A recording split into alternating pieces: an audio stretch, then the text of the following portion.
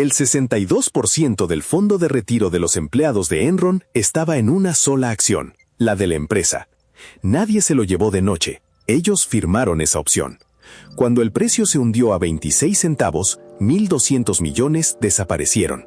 Lo más extraño no es el fraude que declararon los tribunales, es la letra que nadie leyó. Mientras el plan de los empleados se llenaba de acciones de Enron, 29 directivos y consejeros vendían las suyas. 17.300.000 acciones entre 1999 y mediados de 2001. Alrededor de $1.100 millones en el bolsillo. 2 relojes dentro de la misma empresa, y solo uno podía moverse. Aquí no hubo un atraco, hubo un formulario. Enron no apuntó a nadie con un arma, pidió una firma, y miles de trabajadores creían que la lealtad a su empresa era también una estrategia de inversión. Esa creencia tenía un precio exacto, y estaba escrito en el reglamento del plan. Para entender el cadáver, hay que entender el contrato. Durante décadas, mandó la pensión tradicional. La empresa prometía una cantidad y asumía el riesgo. En los años 90, la desplazó el 401k, un plan donde el riesgo cambia de dueño. Si la inversión sale mal, la empresa no debe nada. Pierde el trabajador, solo. Ese traspaso es el primer corte de esta autopsia. Con el nuevo plan llegó una costumbre barata. Muchas empresas empezaron a pagar su aportación de contrapartida en acciones propias, en lugar de efectivo. Costaba menos caja, sonaba a compartir el éxito y de paso colocaba millones de títulos en manos amigas que no iban a vender. Enron llevó esa costumbre hasta el final y la dejó por escrito. El texto era sencillo.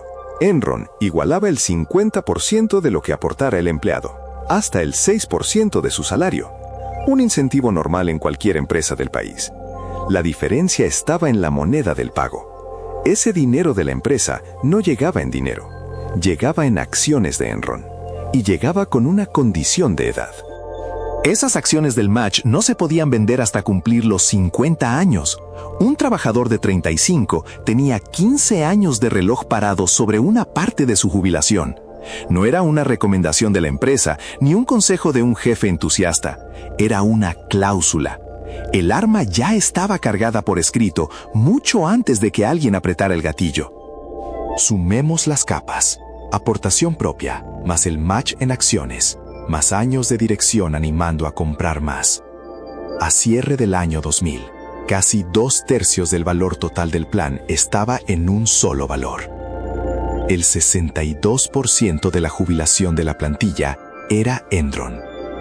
Un nombre, una acción, nada más. Antes de acusar a nadie, un dato incómodo.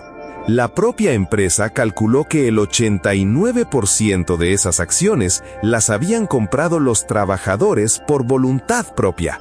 Nadie los forzó a pulsar el botón. Compraban lo que veían subir todos los días, en la empresa más admirada del país.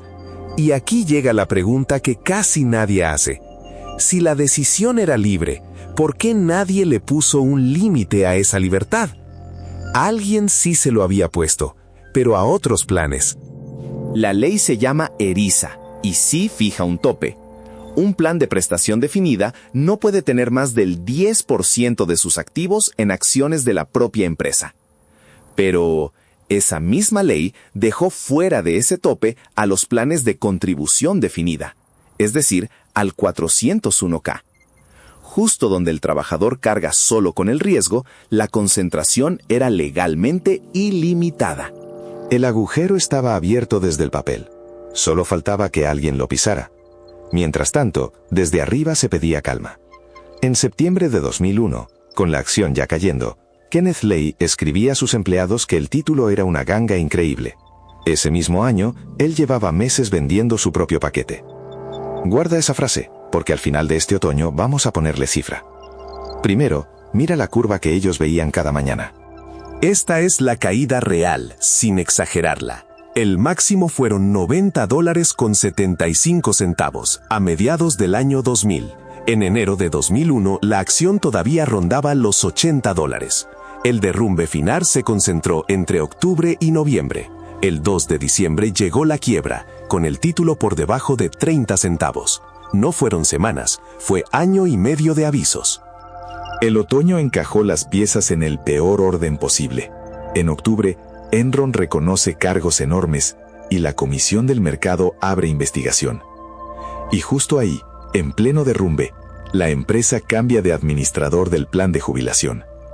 Sobre el papel es un trámite gris, de los que se anuncian en una circular que nadie lee. En cualquier otro mes habría pasado inadvertido. En ese, no. Cambiar de administrador obliga a cerrar las cuentas mientras se traspasan los registros. Durante ese periodo, ningún partícipe del plan podía vender, ni una acción. Enron declaró un bloqueo de 12 días de negociación, entre finales de octubre y mediados de noviembre. Las fechas exactas quedaron en disputa en el Congreso y en los tribunales. Y ese es justamente el punto forense. No hace falta demostrar una conspiración. Basta con que el diseño permitiera que el reloj se parara ahí, justo cuando cada hora costaba dinero. El otro reloj no se paró ni un día.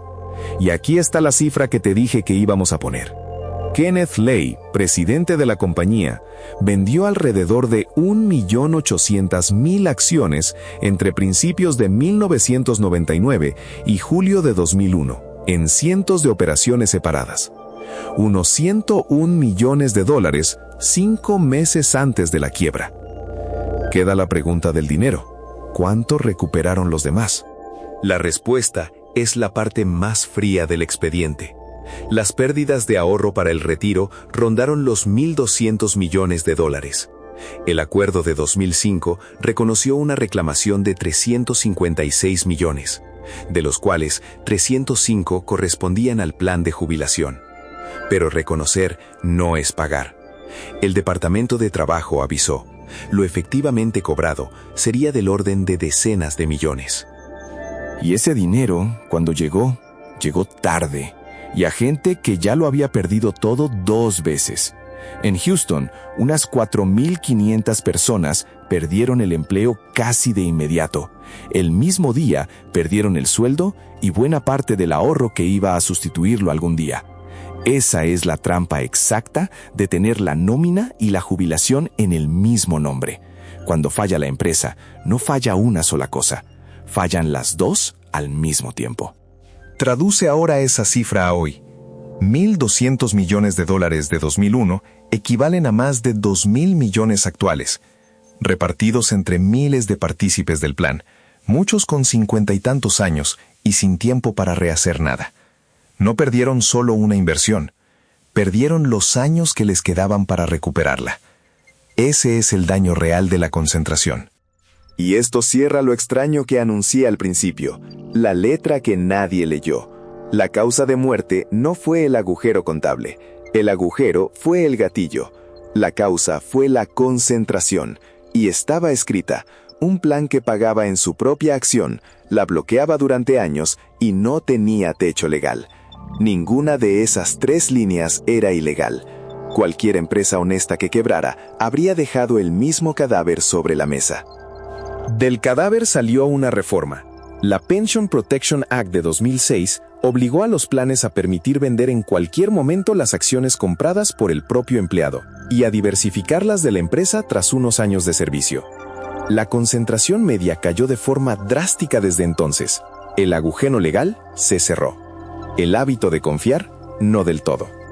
Por eso hoy el riesgo cambió de forma. Ya no es sistémico, es individual. No lo corre quien trabaja en una empresa mala, lo corre quien nunca abre su plan y no mira dónde está su dinero.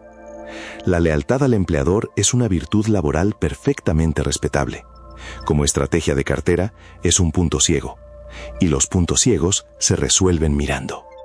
El dato que te puedes quedar es una tarea de 10 minutos. Abre hoy tu plan de jubilación o de pensiones y busca el desglose por activo.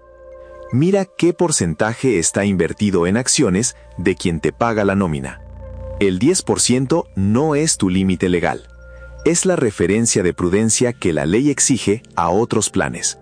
Si lo superas, ya sabes de qué puede morir. Veredicto Forense, El 62% del plan concentrado en una sola acción, con el match bloqueado hasta los 50 años y sin tope legal, no enfermó por el agujero contable, nació mal escrito. Dictamen podrido. En Dinero en Cifras, abrimos los informes para que no te los vendan cerrados. Tu jubilación no depende de a quién le seas leal, sino de dónde esté repartida. Si esto te sorprendió, busca nuestro video sobre el 1% de comisión. Y si te gustan los datos, busca Mente de Silicio. Suscríbete para más autopsias.